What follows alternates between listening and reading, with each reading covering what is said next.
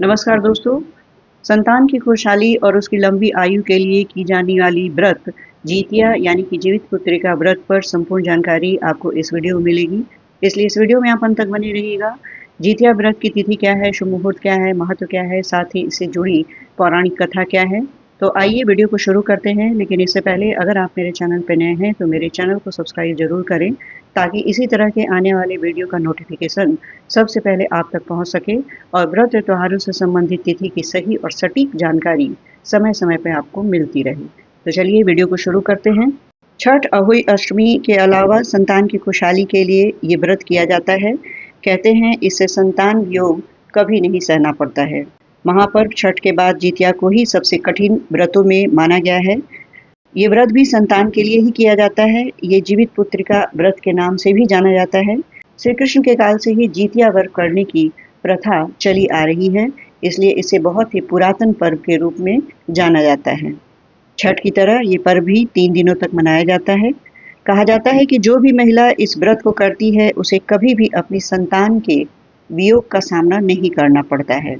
आइए सबसे पहले इसकी तिथि को जान लेते हैं हम।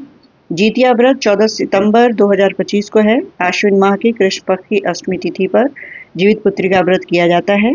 यह उपवास मुख्य रूप से भारत के बिहार, झारखंड तथा उत्तर प्रदेश में ही किया जाता है। इसकी शुरुआत नहाय खाए से होती है। अगले दिन निर्जला व्रत और फिर तीसरे दिन व्रत का पारण किया जाता है। आइए इसके मुहूर्त को जान लें। आश्विन कृष्ण पक्ष अष्टमी तिथि की शुरुआत 14 सितंबर 2025 सुबह 5:04 से है। आश्विन कृष्ण पक्ष अष्टमी तिथि की समाप्ति 15 सितंबर 2025 सुबह 3:06 पर है। इसका नहाय खाए का समय 13 सितंबर 2025 है। जीवित पुत्रिका व्रत इस तरह से 14 सितंबर 2025 को मनाया जाएगा और पारण यानी कि व्रत तोड़ने का समय 15 सितंबर 2025 सुबह 6:10 से 8:32 के बीच है। जीवित पुत्रिका व्रत की विधि को भी हम जान लेते हैं। जीवित पुत्रिका व्रत में जीमूत वाहन, चील, सियारिन की पूजा और कथा जरूर सुनते हैं। इसके बिना व्रत अधूरा है। इस व्रत में सतपुतिया की सब्जी का विशेष महत्व है। साथ ही व्रती एक दिन पहले मरुआ की रोटी और नोनी की साग खाती हैं।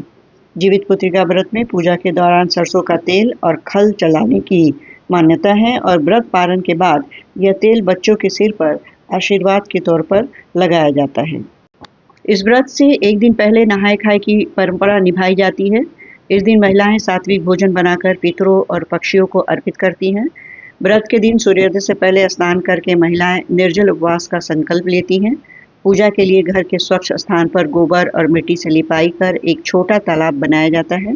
उसमें कुशा से भगवान जीमूत वाहन की प्रतिमा स्थापित की जाती है। इसके साथ ही चील और सियारिन की प्रतिमाएं भी बनाई जाती है और उनकी पूजा की जाती है। व्रत कथा का श्रवण या पाठ करने के बाद अगले दिन पारण का व्रत पूरा किया जाता है। इस समय भगवान जीमूत वाहन से संतान की लंबी उम्र और कल्याण की कामना की जाती है।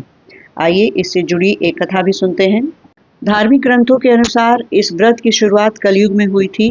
कथा के अनुसार जीमूत वाहन नामक एक राजा ने एक स्त्री के पुत्र को बचाने के लिए स्वयं को गरुड़ देव के भोजन के रूप में प्रस्तुत कर दिया।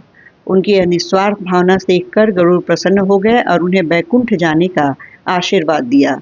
साथ ही उन्होंने अन्य बच्चों को भी पुनर्जीवित कर दिया। तभी से यह परंपरा प्रारंभ हो गई कि माताएं अपने बच्चों की सुरक्षा और दीर्घायु होने के लिए जीमूत वाहन देवता की आराधना कर और उपवास रखती हैं।